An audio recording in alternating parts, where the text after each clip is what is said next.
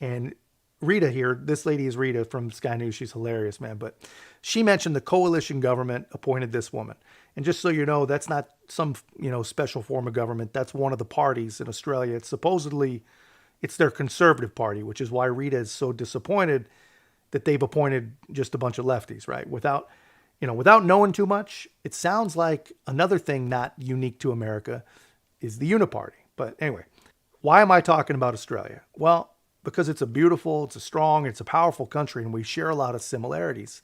And this safety commissioner doesn't really seem that far off to me than the Biden fantasy Homeland Security Disinformation Governance Board, or whatever they called it, Ministry of Truth, if you're a fan of Orwell.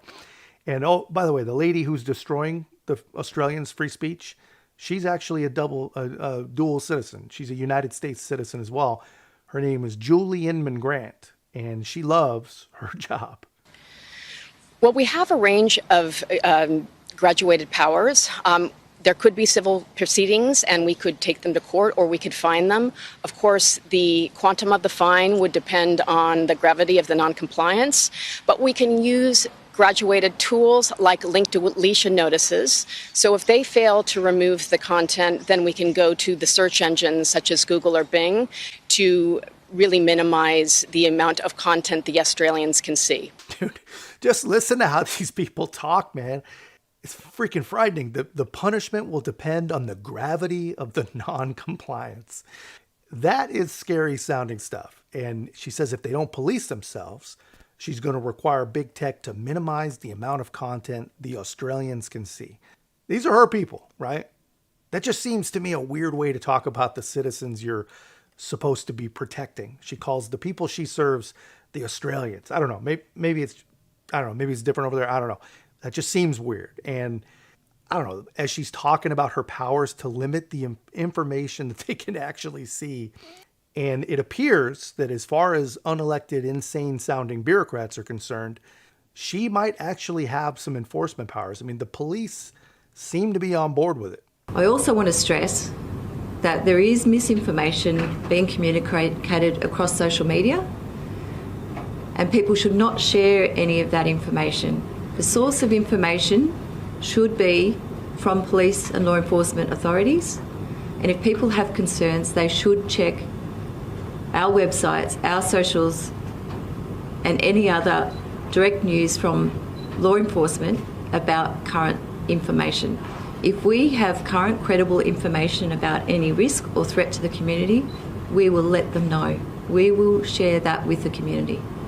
So please be assured that police will be the source of truth and not social media and misinformation. Just replay what you just heard in your head, man. Basically, she says, if we have credible information, threat information, we'll be sure to let you know. Believe no one and nothing but us. Be assured that the police will be the source of truth. I mean, that's insane, right? I mean, not social media, she says, not misinformation. And of course, misinformation, that's going to be determined by the e-commissioner, of course. But a couple things strike me when I see this, right? First, they must really, really trust the police in Australia, or at least not hate the police like Americans are being trained to. And the second thing, man, George Orwell, he really, really was a future-telling genius. It's insane. It is frightening. It's scary stuff. I don't know. Maybe I'm reading too much into it, but my thoughts are, if these are the people that are in charge of making and enforcing the laws and the regulation, who would you guess that the true enemy is? Who is their true enemy?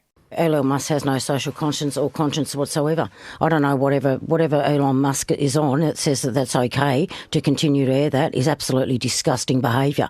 And quite frankly, the bloke should be jailed. And the sooner that we can bring rules in or do something about this sort of game playing with our social media, the better off we're going to be. But quite frankly, the power that man has, because of that platform that he's on, it's got to stop. It has absolutely got to stop. That bloke should not have a right to be out there on his own ideology platform and creating hatred you know, showing all this stuff out there to our kids and doing all the rest. I'm very interested to watch what the US is going to do with TikTok and how far that they can do.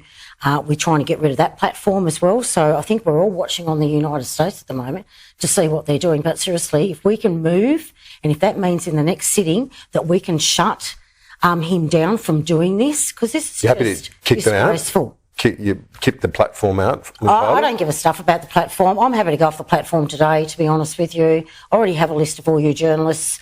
I don't even know why we're on the platform. But I say this to everybody else. I'll be switching off X today.